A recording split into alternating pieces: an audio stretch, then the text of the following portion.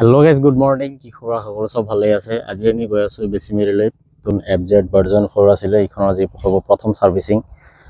তো ই 750 কিলোমিটাৰ চলাই দিছে এতিয়ালৈকে প্ৰথম সাৰ্ভিসিংটো কৰা নাই তো আজি হ'ব ইয়াৰ প্ৰথম সাৰ্ভিসিং তো বলক আমি ভিডিওখন স্টাৰ্ট কৰো আৰু বাইকখন কিবা সৰু সৰু কিবা এক্সেসৰিজ লগাব তো আজি এইখনো দেখাম আপোনাৰ লগত তো বলক আমি ভিডিওটো আৰম্ভ কৰো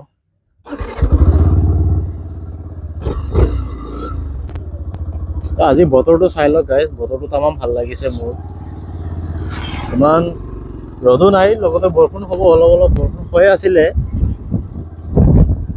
দিনটো বহুত ধুনীয়া আজি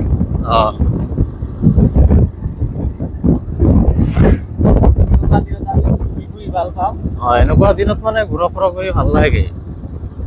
প্ৰথম কথা হ'ল যদি আপুনি যদি বিশেষকৈ যদি বাইক লৈ যদি কৰবাত যদি যায় তেতিয়াহ'লে আপোনাৰ ভাল লাগিব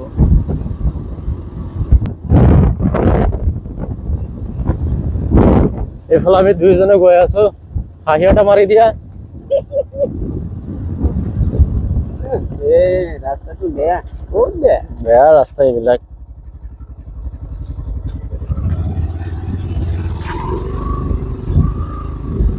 মোৰ বিশেষকৈ বেছিমাৰি যাওঁতে এইখন ৰুটটো বেছিকৈ পচন্দ হয় কাৰণ আপোনালোকে চাই লওক দুয়োপিনে সেউজীয়া দাৰণি পথাৰ এইফালে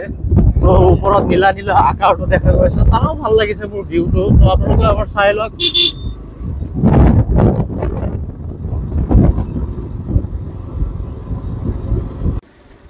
তো আমি গৈ আছো মানে ইয়ামাহাৰ সাৰ্ভিস সেন্টাৰত তো যি কাৰণে বাইকখন যেহেতু বাইকটো সাৰ্ভিসিং কৰিব লাগিব তো মই মানে নৰ্মেলি বেছিমাৰিত যাব নোখোজো কাৰণ বেছিমাৰি আপোনালোকে গমেই পায় বাৰু ৰাস্তাটো তামাম জাম লাগি থাকে বাইক চলাই মানে শান্তি নাই ইয়াৰ ই ৰিক্সাৰ কাৰণে য'তে ত'তে ঠেলি দিয়ে তো মোক কৈ আছে বলা আজি সাৰ্ভিসিংটো কৰি লৈ আহোঁ সিও মানে বস্তুটো সিমান ভালদৰে নাজানে কাৰণ তাৰ মানে এইখন প্ৰথম বাইক লৈছে তো সেইকাৰণে ময়ো ভাবিলোঁ যে যাওঁগৈ বহি থাকি আৰু কি কৰোঁ তো সাৰ্ভিসিংটো কৰি আহোঁ তো সৰু সুৰাই যদি কিবা পাৰোঁ আপোনালোকৰ লগত শ্বেয়াৰ কৰিম আৰু আপোনালোকে এই বস্তুটো ভিডিঅ'টো চালে গম পাব যে ইয়ামাহাৰ বাইকখনত প্ৰথম সাৰ্ভিসিংটো কৰিলে কিমান টকাৰ প্ৰয়োজন হ'ব তো কিছুমানৰ সেইটো মনত ডাউট থাকে যে কিমান টকাৰ দৰকাৰ সাৰ্ভিসিঙৰ কাৰণে কি বস্তু লাগিব এই গোটেইখিনি বস্তু মই আজি আপোনালোকৰ লগত শ্বেয়াৰ কৰিম সেইকাৰণে ময়ো ওলাই আহিলোঁ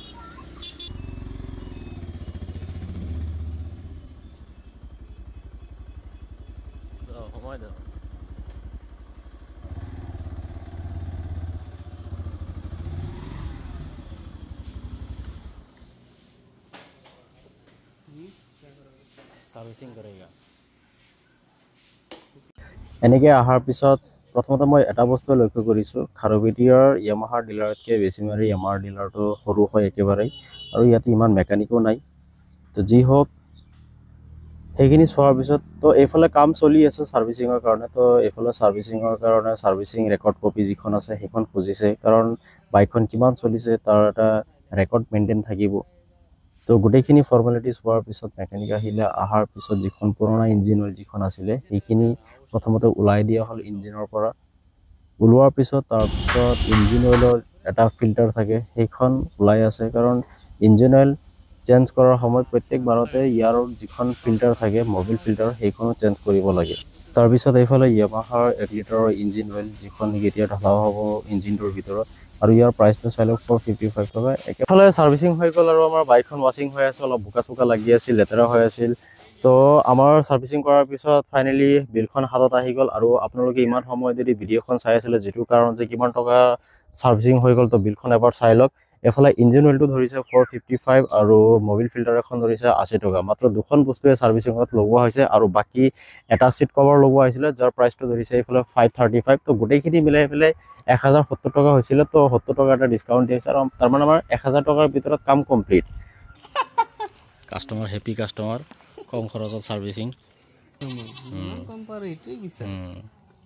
মোৰ ইনকাম নাই নহয় একো ইনকাম নাই নহয় কিনি কতলে আৰু ভাল হলে হয় ঠিক আছে আজিৰ কাৰণে বাৰু এইখিনি যদি ভিডিঅ'খন ভাল লাগে লাইক শেয়াৰ কমেন্ট আৰু লগতে চেনেলটো সাবস্ক্ৰাইব কৰিবলৈ নাপাহৰিব টিল দেন বাই